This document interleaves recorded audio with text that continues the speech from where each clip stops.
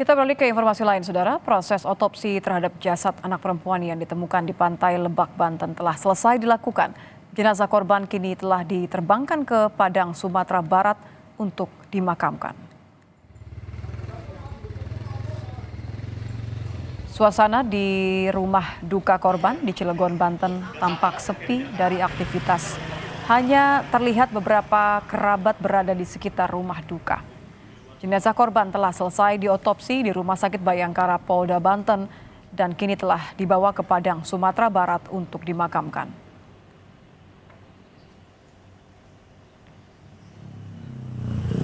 Polisi telah mengantongi identitas terduga pelaku penculikan terhadap anak perempuan berusia 5 tahun yang jenazahnya ditemukan di tepi pantai Kabupaten Lebak, Banten. Saat ini 8 saksi telah dimintai keterangan terkait kasus ini. Polisi menyebut selain diculik, anak perempuan itu juga terindikasi menjadi korban pembunuhan. Dari hasil otopsi sementara ditemukan sejumlah luka lebam di beberapa bagian tubuh korban. Diduga korban telah meninggal 2 hari sebelum jasadnya ditemukan.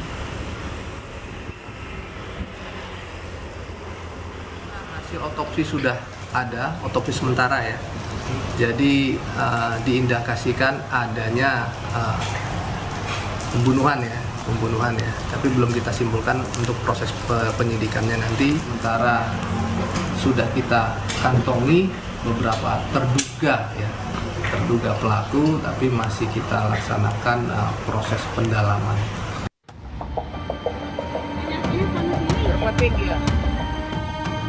Sesosok jasad anak perempuan ditemukan dengan kondisi wajah terlakban di Pantai Cihara, Kabupaten Lebak, Banten. Selain itu, turut ditemukan sejumlah luka di beberapa bagian tubuh korban.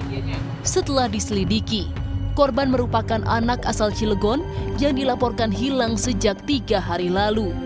Tim Jatanras Polres Lebak dibantu Polsek Panggarangan kini tengah melakukan penyelidikan terkait kasus ini.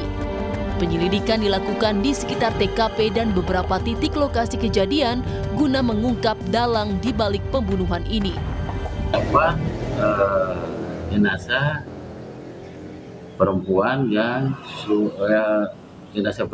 yang tergeletak ataupun berbaring di pesisir pantai Batu Goong, Kecamatan Cihara. Kemungkinan dan tidak menutup kemungkinan pelaku tersebut membuang jenazah tersebut di jembatan. Ini hanya kita perkiraan karena dari jembatan ke TKP tidak jauh, sekitar 50 meter. Saat ini polisi tengah memburu terduga pelaku yang identitasnya telah dikantongi. Menurut polisi, sebelum korban dinyatakan hilang, orang tua korban sempat menerima teror melalui aplikasi pesan singkat dari orang yang menerima kredit dari ibu korban. Usai diotopsi, jenazah korban akan diterbangkan ke Sumatera Barat untuk dimakamkan. Tim Liputan Kompas TV, Lebak, Banten. Informasi selengkapnya terkait penyelidikan kasus anak perempuan asal Cilegon yang ditemukan tewas di pantai Lebak, Banten. Kita akan tanyakan langsung ke Kapolres Cilegon, AKBP Kemas Indra Natanegara. Selamat malam, Pak Kapolres. Saya mau konfirmasi soal korban. Ini betul ada indikasi selain diculik, tapi juga korban pembunuhan? Baik, terima kasih Mbak Nitya. Sampai saat ini untuk personil maupun anggota kita masih running tergelar di lapangan untuk mencari terduga pelaku. Sementara juga sudah ada yang kita amankan dan yang kita kejar ini sudah teridentifikasi untuk identitasnya. Dan untuk pembunuhan sendiri ini masih kita dalami untuk motifnya. Kemudian juga hasil otopsi juga sudah kita dapati dari kedokteran forensik Rumah Sakit Bayangkara Polda Banten kemarin malam. Jadi memang adanya kekerasan di tubuh korban sendiri, baik itu lebam di tangan kanan dan kiri, termasuk juga di kaki, di perut dan di bagian kepala, ada di mulut, kemudian di hidung maupun di telinga. Untuk di gigi sendiri itu ada yang copot dan ada yang sudah agak ada yang terlepas seperti itu.